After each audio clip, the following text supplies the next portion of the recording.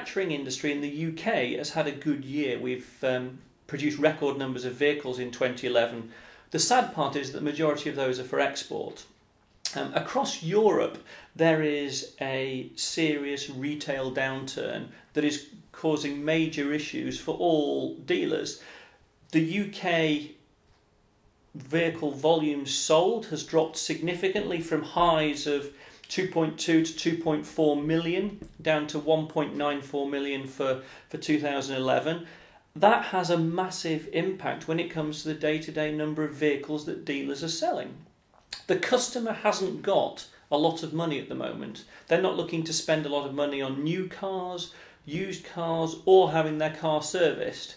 Working in that retail environment is a massive challenge across the whole of Europe. So people need to be better and also make sure they're trying to sell the things that the customers want to buy at the moment rather than just doing the things that they've always done.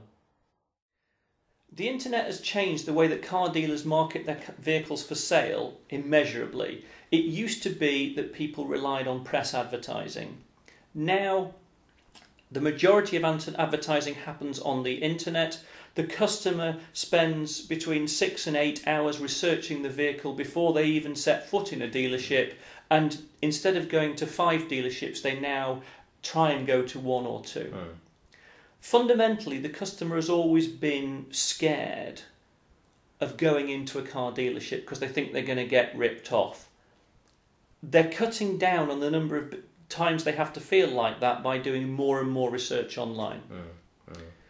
Because of the power of the internet, the used vehicle market is now virtually a perfect market, or a market with perfect information. The people coming in to buy know more about the vehicles they're looking at than the people who are actually selling them.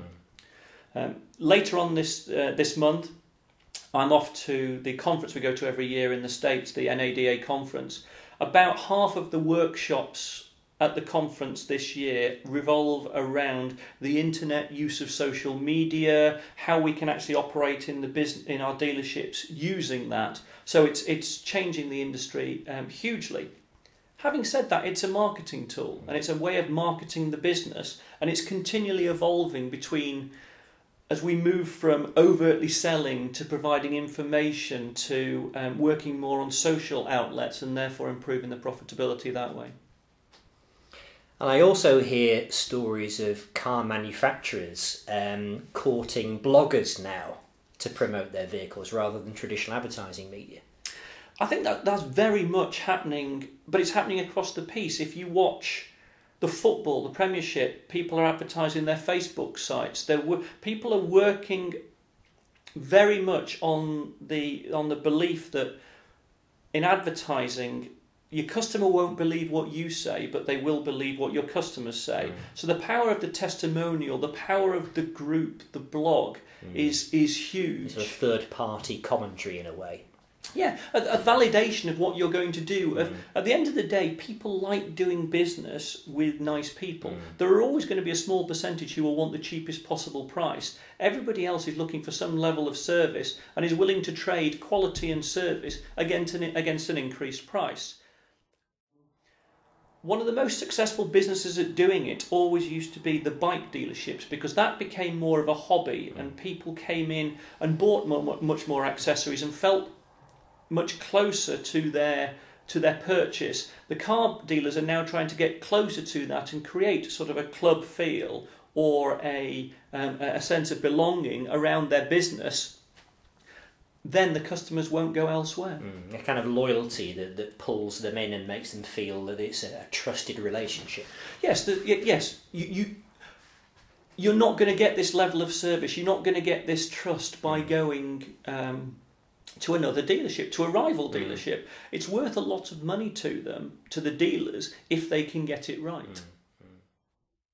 I always try to bring the best things about the big firm mentality, approach, professionalism into the small firm decision making atmosphere that you can get. So we try and offer the services that you would get from a big firm. We employ and train our people as if they were working in a big firm, but we want to keep a personal atmosphere as well, so people know who they're dealing with. And frankly, if there's something wrong that doesn't make sense, we want to be able to change it today, not send it up through a committee and get an answer back and wait 3 months and then not understand what's come back. We need to be, particularly in the current environment, nimble on our feet, be able to be reactive to our clients' demands, and with the combination of the quality people and the smaller firm nature, we can achieve that. We don't actually do anything that isn't motor related. We work with the brands and we work with the dealers, but everybody who works in our business is a motor specialist. We don't do anything else.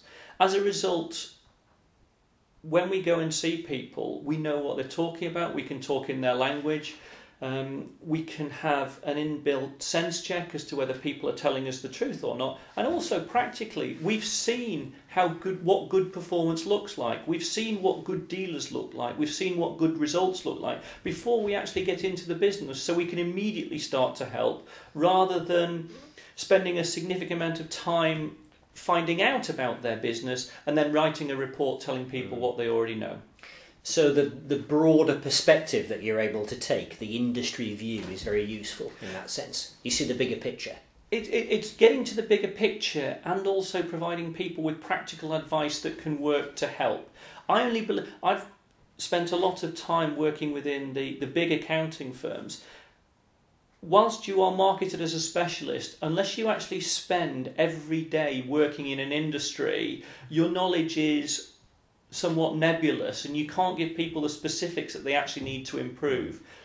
That's one thing that we really concentrate on at ASE, making sure that the people we employ know what they're talking about and actually can make a difference and can help, rather than just regurgitate back what people have told them, albeit in a pretty format. We've got offices in a number of different parts of the world, throughout Europe, in North America, over to China and India. That enables us to see both emerging markets, established markets, fully mature markets, and you pick up a lot of different things that are done phenomenally well in each of those different markets. You can also help use some of the tips of the trade as people have looked and have optimised over time in the mature markets and introduce them to some of the emerging markets to help everybody make a greater return.